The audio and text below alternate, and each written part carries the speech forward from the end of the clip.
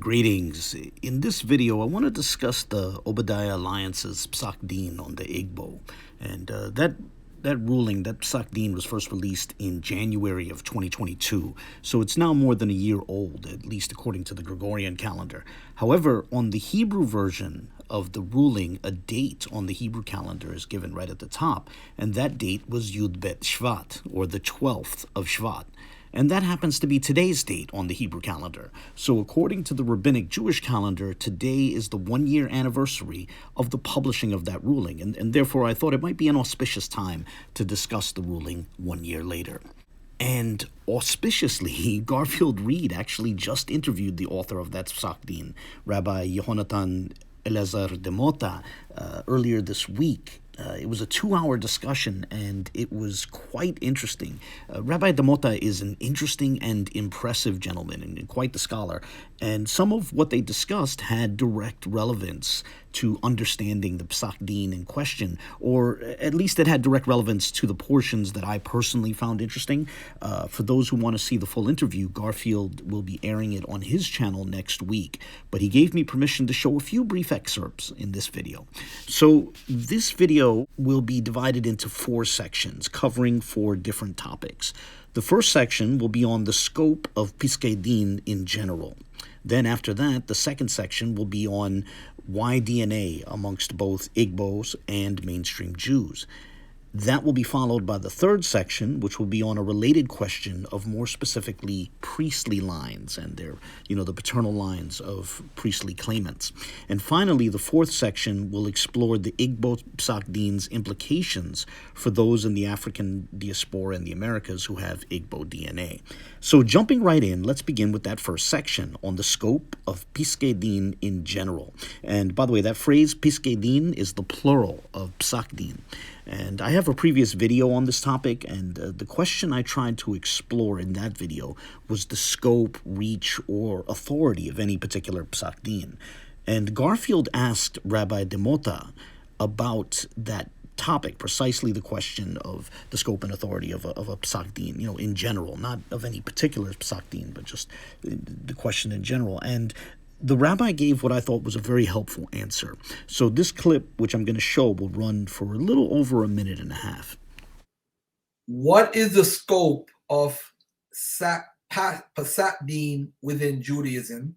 Is it obligatory for all Jews to defer to its conclusion, or is it limited to those under the authority of the signatories? Oh, that's a very good, awesome question. I love that question. So, a Psaq or a legal ruling from Bet Din is not obligatory for all communities to accept. However, traditionally or historically speaking, when a particular community in one region issues a Psaq, that becomes the law for that community.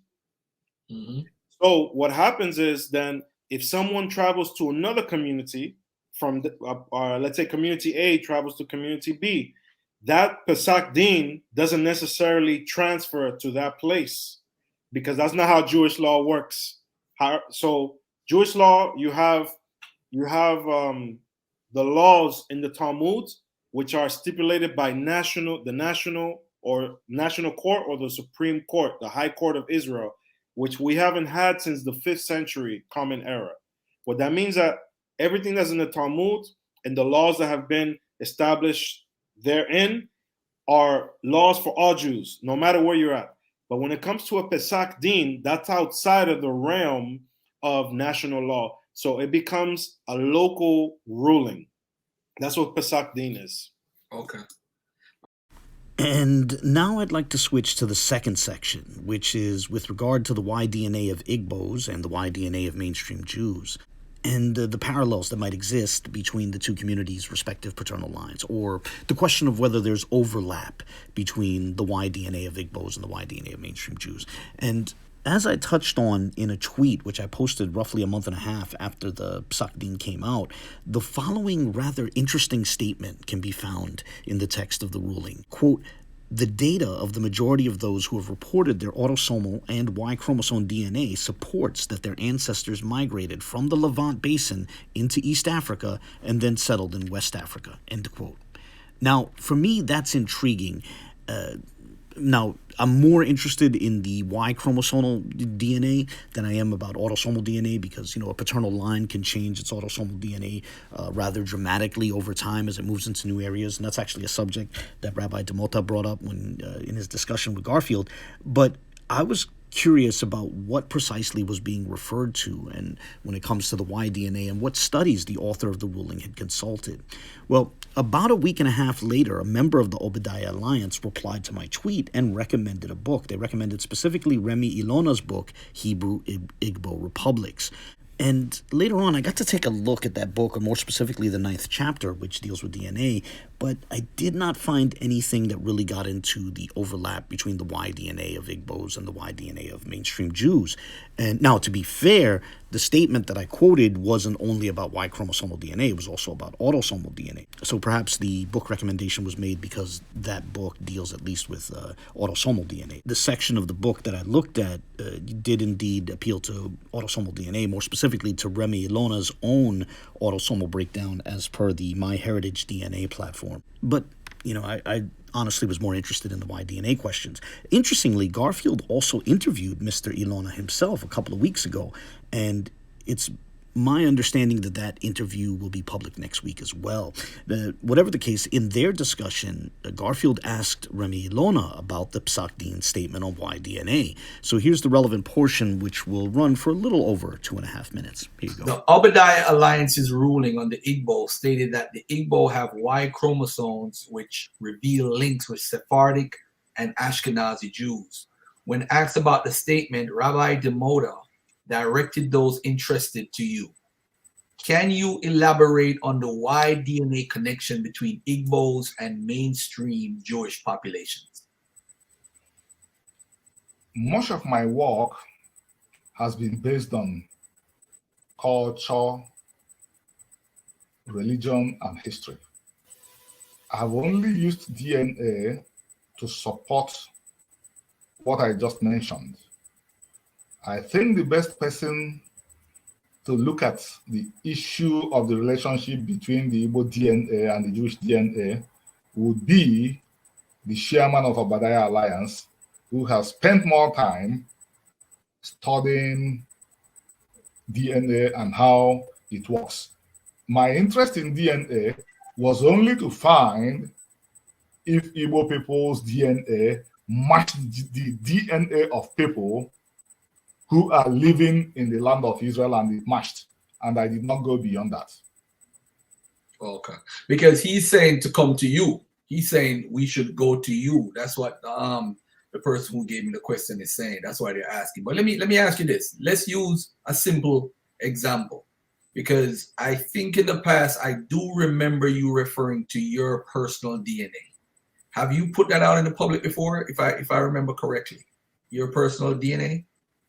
Of course, my personal DNA is even is on the cover of one of my books.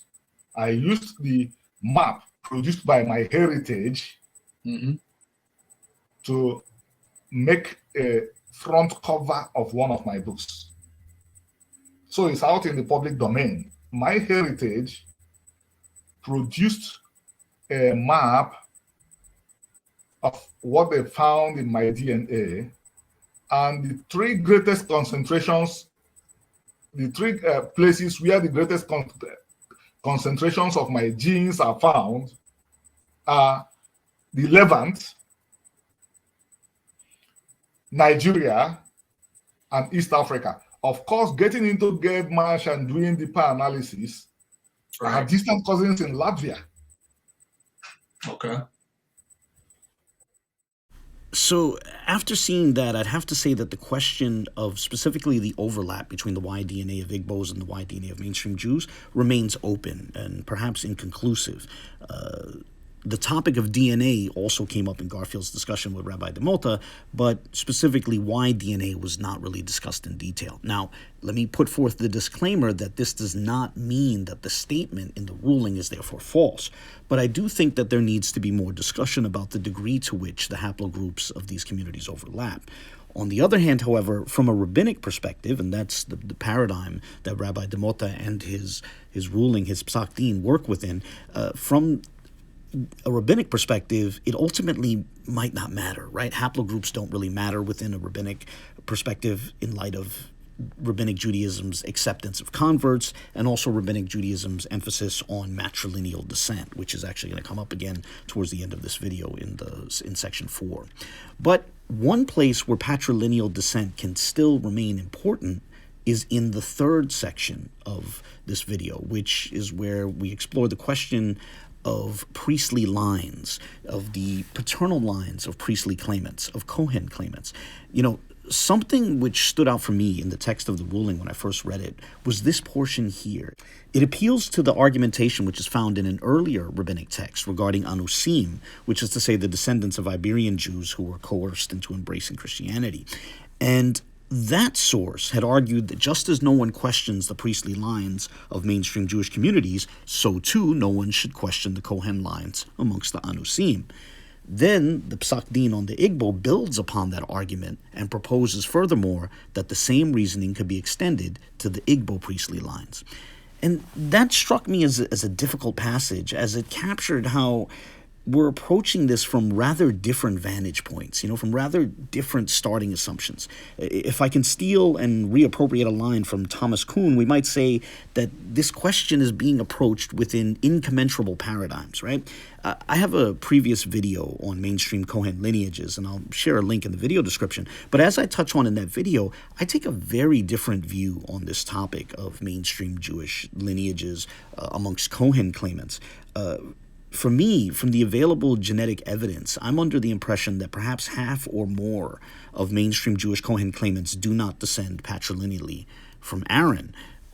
And so for me, the logic reverses. I lean towards a line of reasoning that goes in the opposite direction from what was proposed in the ruling, which is to say a line of reasoning in which we can doubt a great many mainstream Jewish Kohen lineages, and thus we're under no obligation to simply trust Kohen lineages found amongst the Anusim, which then extends to us not being required to trust the priestly lineages amongst the Igbos. But as I just alluded to, my secular genetic approach works in a different paradigm from that of the rabbinic halachic approach, which was taken by Rabbi-DeMota in his ruling. And interestingly, he did briefly touch on this in his discussion with Garfield. So I'd like to play this clip, which will run for a little over a minute. What I did with the ruling, just for you to understand legally how important this is, the ruling, I cited at the end of the ruling, I cited various authorities, Ashkenazi authorities, Sephardic authorities, but I cited at the end a very important Ashkenazi authority who's known as Hazon Ish. And what the Hazon Ish does in his commentary on the legal presumption of those who descend from the lineage of Aaron, the brother of Moses, as priests, he basically says all priests today, all the Kohanim today, are Kohanim based on legal presumption. Why? Because no one can trace all the way back to the time of Ezra and all the way back to the time of Moses and say, yeah, I am a legitimate descendant of this lineage. And now we have genetics, and what we have seen is that according to genetic studies, 70% descend or have what's called the Cohen modal haplotype. Right. Not 100, 70. So what does that mean? What that means is that some people adopted this lineage without being an actual descendant. That's what that means. Now, I must confess, when I saw that portion of the discussion, I found it very impressive and thought-provoking. You see, when I first read the ruling, I honestly thought that perhaps Rabbi-DeMota had not considered the genetic concerns, which I just alluded to. But in his interview with Garfield, he showed that he clearly was well aware of the genetic concerns. Now, we might not agree on the precise percentages, like Honestly, I think that a majority, as I said, as alluded to earlier, perhaps a large majority of mainstream Kohen claimants don't descend from Aaron, but the general idea here remains the same. However, he also makes clear that a rabbinic approach is not necessarily dependent on a genetic approach, hence why I describe these as two different and potentially incommensurable paradigms, right? It's fascinating, and I honestly hope there can be more discussion on this in the future. But moving away from that, we now come to the fourth and final section of this video, which is on the Psaq Din's implications for members of the African diaspora, particularly those in the Americas, who have Igbo DNA, and thus partial Igbo heritage, partial Igbo ancestry. If we start with the conclusion of Rabbi-DeMota's ruling, which is to say, if we begin with the assumption that the conclusion of Rabbi-DeMota's ruling is true, right, which is that the Igbos are Israelites, right? If we begin with that premise, what implications might that have for such persons as we just mentioned in the African diaspora in the Americas, right? If we start with the premise of the ruling, which is, or the ruling's conclusion, if we assume that the Igbos are Israelites, what does that mean for people in the Americas who have partial Igbo ancestry, right? And Garfield and Rabbi-DeMota discussed that, and I'm going to play part of the rabbi's answer. So this clip will run for about 2 minutes, but in the interest of brevity, I cut out a long portion in which Rabbi-DeMota discussed the issue of the descendants of mamzerim, right? And just for the record, for anyone who's interested, Rabbi-DeMota defined a mamzer as one who is conceived in either an incestuous or an adulterous relationship, right? But those who are interested in the finer details of his discussion on mamzerim, can see that when Garfield releases the full interview next week. But for now, I want to show the rest of his answer to the question. So here's the clip. Can those in the African diaspora in the Americas who have Igbo DNA automatically consider themselves halachically Jewish? Or would you say some of them still need to undergo a conversion process to fully join the people of Israel? This is an excellent question, and this is a question that I am considering and asking myself as well. And that's the biggest question that when I look at this case and I take distance and I say, okay, if someone is a descendant, 100% sure, being a descendant of Igbos, basing and working from the premise that they are Israelites, can they be automatically Israelites? I will have to say no. That's my ruling. The Omanana elders, they will differ from my ruling, but I'm speaking from the point of view of Jewish law. I'm speaking from the point of view of Jewish law. So from this point of view, this person would have to convert. It cannot be automatic. I would say the following though. There are certain ports in the United States, so in the colony of Virginia, where we know the majority of slaves that came there, and this is all recorded. You can go look at it in the records. Many of them, the majority, were evil slaves. So if someone can trace their lineage going back there maternally, if we're speaking from the point of view of Jewish law, maternal link to an Igbo woman, then this would make this person Igbo and Israelite or Jewish according to this premise. Okay, so the gist of that was that not just anyone with Igbo DNA will fit Rabbi-DeMota's rabbinic notion of an Israelite, of a member of the nation of Israel. And while I understand that some might initially feel scandalized by that, consider this analogy. By the same token, a person can get a percentage for Ashkenazi Jewish in a DNA test like with 23andMe and still not be halachically Jewish, right? Still not meet Rabbi-DeMota's rabbinic notion of a member of Israel, right? In other words, even though Rabbi-DeMota recognizes millions of Ashkenazim as part of Israel, you could still have a situation where a person might get 25% or 50% or 75% Ashkenazi Jewish DNA in, like, for example, a 23andMe test, right? And a person could get something that high, 75% Ashkenazi Jewish, and still not be halachically Jewish on Rabbi-DeMota's view.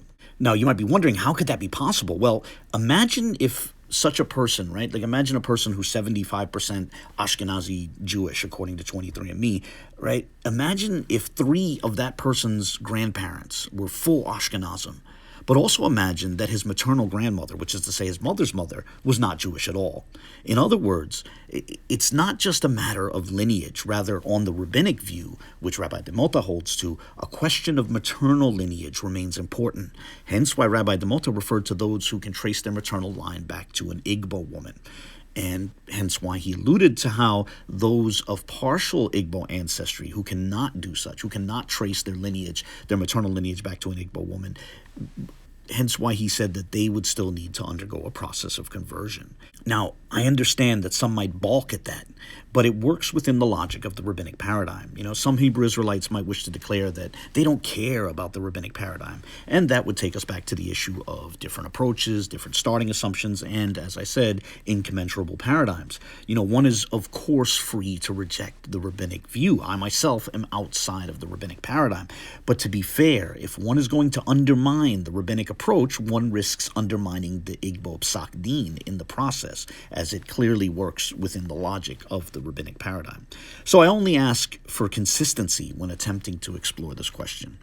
Now, there's a lot more to be said on this topic. One particularly interesting topic, which was not addressed in this video, is the ruling's reference to correspondences between rabbinic Jews and Igbos. In his discussion with Garfield, Rabbi-DeMota said that a letter from the Vilna Gaon addressing the Igbo can be found on Sepharia. I have not found that particular letter yet, though there is a perhaps related letter from the Ashkenazi community to the 10 Lost Tribes. I'm not sure if Rabbi-DeMota had that in mind or if he even considers them related. But that aside, Rabbi-DeMota also recommended a book by Daniel Liss, his last name spelled L-I-S, and I think he was referring to Liss's book titled Jewish Identity Among the Igbo of Nigeria, but I may be mistaken about that. I haven't gotten into these sources yet, so that's why I don't have much to say on them at this time. Perhaps I'll return to the topic in a future video after I've, got to look at the different sources. But for now, suffice to say, there is more discussion to be had on this topic. That's the point I'm trying to get across here. So I'm going to close this video here by saying that I really appreciate Rabbi-DeMota taking the time to sit down with Garfield. It was a great discussion, and I definitely recommend others check out the full interview when Garfield makes it public next week. But like I said, there is more discussion to be had, in my opinion. And on that note, I'm going to close this video here. As always, any comments, questions, corrections, criticisms, or objections are most welcome. As I like to point out in a lot of my videos, I do not censor anyone here, so please feel free to share your thoughts, whether they're positive or negative. And God bless.